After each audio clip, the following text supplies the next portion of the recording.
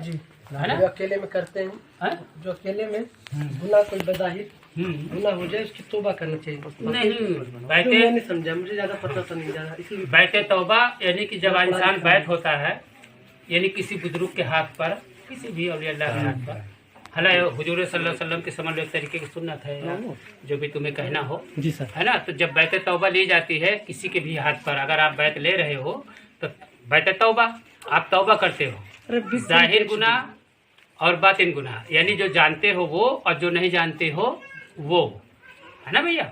इससे आप तौबा करते हो। और तौबा ही तक नहीं करते, तौबा भी करते हो, अहद भी लेते हो, करार भी करते हो कि आज से मुझसे अब गुनाह जान के या जो जान रहे हो उसकी, आपने तौबा दोनों की। मैं जो जानता हूँ उस पर तौबा करता हूँ, जो नहीं जानता उस पर भी तौबा करता हूँ, और अहद लेता हूँ कि आज के बाद अब हम गुनाह नहीं करेंगे। ठीक है? ठीक है। तो अब ये जो जाहिर में आप जान रहे हो ये तो आप नहीं करोगे, लेकिन जो आप नहीं जानते हो तो करोगे ना। तो हमारा काम क्या है उसको बता देना। पहले तो ये समझ लो गुनाह कितने चीज से होता है। गुनाह 3 चीज से होता है ना? मन, वचन, काया, है ना? ये हिंदी में बोल रहा हूँ। यानी सोच से, जुबान से और जिस्म से, 3 चीज से गुनाह होता है। तो जो सोच से होता है नियत से, उसी को तुम लोग कह रहे हो कि मैं नहीं जानता, है ना? जो नियत से आप गुनाह करते हो, सोच से जो गुनाह करते हो, उसी को तुम नहीं पता पा रहे हो, कहते हो कि मैं नहीं जानता। और जो आप जाहिर में आपके बॉडी जो गुनाह होता है उसको आप समझते हो गुनाह हो रहा है, लेकिन जो जुबान से बोलते हो, जो सोचते हो, उसको आप नहीं समझ पाते हो। इसीलिए कहते हो मैंने जो गुनाह किया है जानिस में अनजानिस में। जानिस में क्या? जो दिखाई पड़ रहा है, जो हम कर रहे हैं बज़ाहिर सरजद हो रहा है, उसको तो हम जानते हैं तो उसकी तौबा कर लिए। और जिसको तुम कह रहे हो कि मैं नहीं जानता, जबकि उसको तुम जानते हो, खाली तुमको किसी ने बताया नहीं। वो जुबान से होता है और नियत से होता है, ख्याल से होता है। तो ये तीनों चीज से यहाँ तौबा की जाती है कि मैं तीनों से अब गुनाह नहीं करूंगा। ठीक है? और अहद लेते हो तो ये तीनों से गुनाह नहीं होना चाहिए, सोच से यानी नियत से, जुबान से और जिस्म से।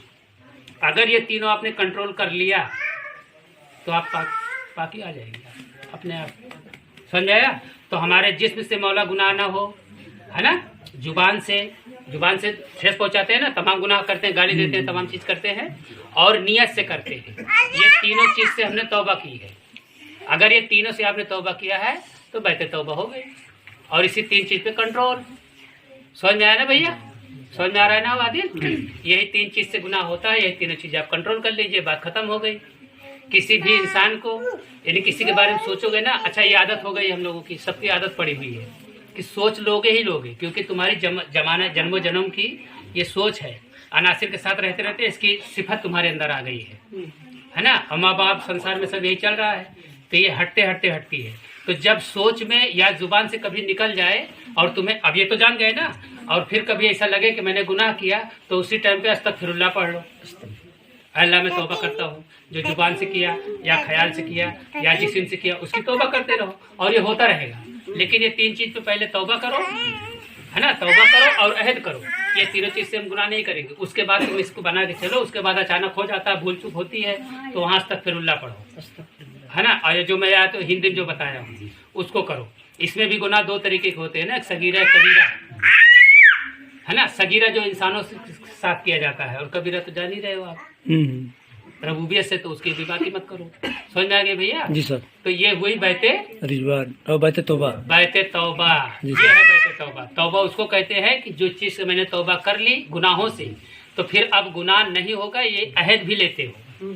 और अगर उसके बावजूद भी होता है तो उसके लिए अस्तगफिरुल्लाह पढ़ते रहो। ये जब तक जिस्म है ये होता है और हो जाता है, क्योंकि जिस्म है तो होगा, लेकिन कोशिश करोगे तो करते करते नहीं होगा। इसीलिए कहा गया कि जैसा आईना लगाओगे वैसा हर चीज दिखेगा। हरा लगाओगे तो पूरी दुनिया हरा दिखेगा, लाल लगाओगे तो पूरी दुनिया लाल दिखेगी।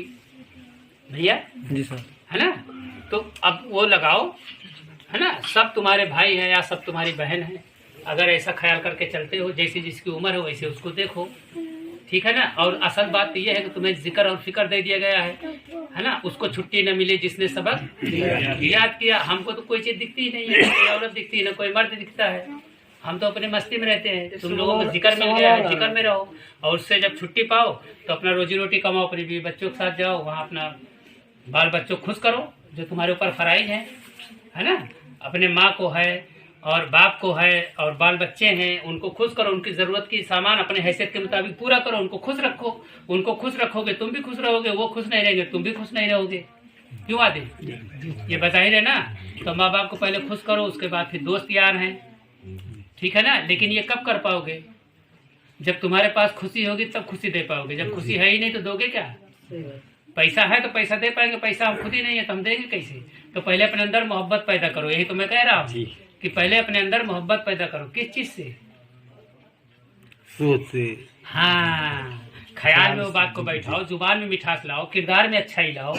कि बस इतना समझ लो, खादिम समझो। जब खादिम अपने को समझोगे तो नहीं होगा गुनाह, और मखदूम समझोगे तो गुनाह होगा ही होगा। खादिम जो होता है असल में मखदूम वही होता है ना। जवानी का गुनाह होता है। हाँ। कि